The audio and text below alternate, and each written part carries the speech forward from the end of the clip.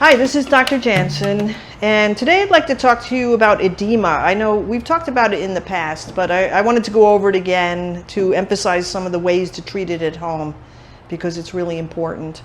The other thing that happened lately was we had a few patients that had a case of lymphedema, which is one kind of swelling, and then they also had an underlying case of venous edema, so that got confusing to the patient. So there were a couple of patients that had this same confusion. So I wanted to go over it today in this video. So edema is swelling of the foot. And, edema could be anywhere actually, but it's typically you think of it in the foot and ankle. That at the end of the day, your shoes are tight. Now, if your feet suddenly get very swollen and they never were before, and especially if you have shortness of breath, that's a medical emergency. You have to go to the emergency room because you could have a blood clot. And that could become a pulmonary embolism. Is the blood clot gets stuck in your lungs. So it's actually, if you see swelling in one day, that's a problem. But otherwise, swelling usually comes on chronically, little by little, and the patient notices it first because the shoes feel tight in the afternoon.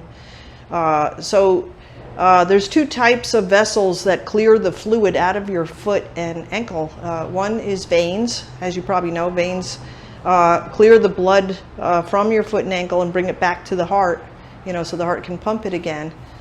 Arteries bring the blood from the heart down to the foot. But veins are what clear the fluid out of your foot. And there's another type of vessel that also clears fluid out of your foot, and that's your lymphatic vessels, your lymph vessels. And lymph is the fluid that's between cells. So it's a relatively clear fluid. It's not blood. It's the fluid between cells. Like if you had a blister and on your hand from like using a shovel, and then you pop it, there's clear fluid in there. That's interstitial fluid, or basically, the basis of lymph fluid. So lymph vessels down in the foot are open-ended vessels. They open like this, like a little funnel. And because they have valves in them, just like veins have valves in them, the fluid constantly drains upwards as the fluid goes up the valve, like this. It can open like that, but the fluid can't go down. So it's like a negative pressure. So the lymph vessel collects fluid from between the cells, also damaged material, damaged cells, metabolites, and other things that the lymph collects. Then the lymph fluid goes up the vessel and it goes to the lymph nodes. So the lymph node can have immune cells that then look at this stuff, say, oh, what is this? Is this bacteria or virus? So it's a good way for your immune system to see, stuff that's getting cleared out of the fluid between cells. So it's part of your immune system, actually. Now, if those vessels don't work, that's called lymphedema. And what you'll see is the foot and ankle will look pale because the lymph fluid is filling. It's not blood, so you're not going to see the, it's going to look pale. It's a light-colored foot. Or you could have venous edema, which is the valves in the vein doesn't work, but that is your blood supply. And that foot with venous edema will look dark, especially when you have your feet down, with dependency, your feet are down. They'll darken in color, and that's venous edema. But either way, you can treat both the same way, which is some things that you can do. Now, if you go to the vascular doctor, the first thing they're going to want to do is put you in compression socks, tight socks. You put them on in the morning.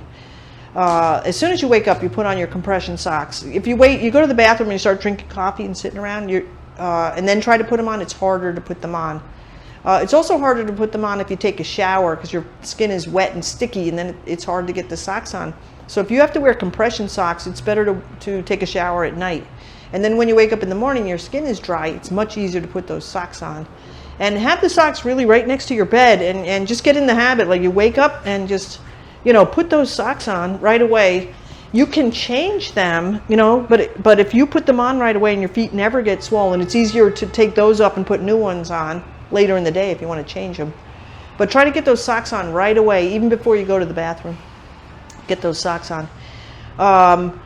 The socks are measured in tightness by millimeters of mercury, and that's the units. And the number is 10, 20, 30, or 40. So 10 is mild and 40 is very tight. So if you're having problems getting those socks on, what I recommend to patients is just go ahead and get the very lightweight socks, the number 10 socks, because even lightweight compression is better than not wearing any socks. So, and if you're still having problems getting them on, then you can get a bigger size. So if you're a woman with the medium foot, which is like size 7, 8, get the large. And if you're a woman with a large size foot, then get a man sock. Just go ahead and get a man sock. So another way is to get a bigger size, so it's easy to put it on. And some patients have told me they put on like Playtex living gloves, which are like to wash dishes. And when you have those gloves on, that's also easier to get the socks on. So some patients do put the socks next to the bed and with the gloves. So you put the gloves on and zip, you can put the socks on really fast. So that helps. And I'm going to go to the drugstore and show you the socks so you can see what they look like. There are, the lightweight compression socks are the ones that I recommend. Other things that you can do is elevation really helps. Elevating your feet, sitting in a reclining chair or on the couch with your feet up on the armrest.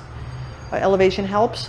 And moving around helps very much, because if you sit too long, you can get swelling in your foot and ankle. So move around. Even if you walk in place, just stand up, hold on to the chair if you're having problems walking. Even walking in place is good. I once had a patient with terrible lymphedema. It was kind of a hopeless case. And she had manipulations and the boot and they were wrapping her foot, and she went every week. And then if she didn't do it for a while, the lymphedema was coming back. So she asked me if she could treat it herself by doing bicycle pedal exercises while she elevated her feet in the bed. She said, I'll do it I'll do it several times a day. So she said, do you think that's going to work? And I said, I don't know. I never heard of that. I don't think it's going to work. But she did it very religiously. She did it, and it got better. She really cured her lymphedema, and she had to keep wearing the socks. But her feet were like chronically swollen, and they really became much smaller. It took her several months, but every day she did it several times a day, doing bicycle pedal exercises with her feet up in the air.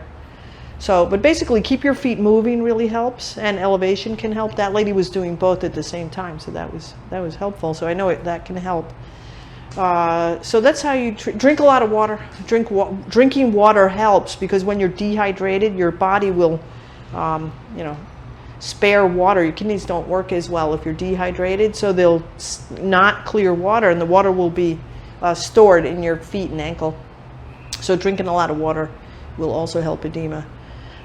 Use moisturizer, that helps. Your skin gets very dry when it's all stretched out like that. Wear comfortable shoes, loose-fitting comfortable shoes that you can change the laces as your feet get bigger. In the afternoon, you can unlace them a little bit, or maybe shoes with Velcro is another way to go. Wear loose-fitting shoes that you can change the tightness of them. So those are some tips to do for edema and the explanation of the difference between lymphedema and venous edema. So I hope this was helpful, and see you in the next video.